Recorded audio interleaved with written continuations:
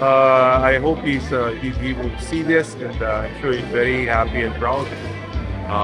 The recognition, I'm sure he misses his PBA family. He misses watching the games. He misses, going and hearing the fans chant his name whenever he walks into the Coliseum. So please continue praying for my father that his health improves, continues to improve. Basta laban lang, never say die. Guys, obviously, this award is proof na his legacy is fondly remembered niya. Pero, kayo po personally, how would you want his legacy to be remembered? Well, ako, I'm in politics now. I go see the people every day. Not one single day passes na walang nangangamusta sa tatay ko. Ibig sabihin, talagang tumatak yung pangalan ng Jaworski sa puso ng Pilipino. And that speaks for itself. The way he carried himself in the hard court, on and off the court, actually. Minahal siya ng tao.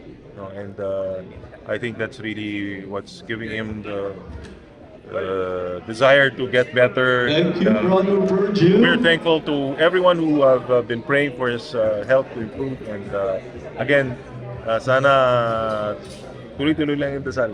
Awa ng Diyos, makasama natin ulit si Joe.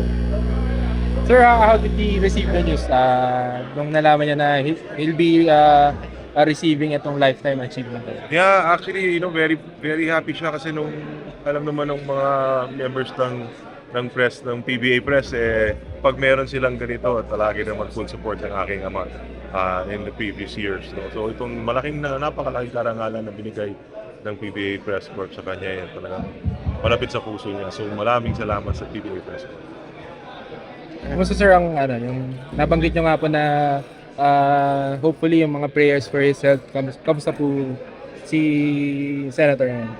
Yeah, he's home, no? He's nasa bahay lang naman siya. He's very comfortable, but of course hindi pa rin niya nababalik yung dati niyang lakas.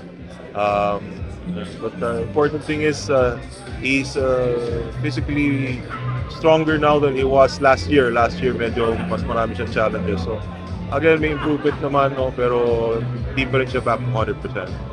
So we still need your prayers kasi naniniwala naman kami na nothing is impossible, basta ibigay natin sa Panginoon lahat. Diba? Mababalik lang yung 100% na kalusugan niya.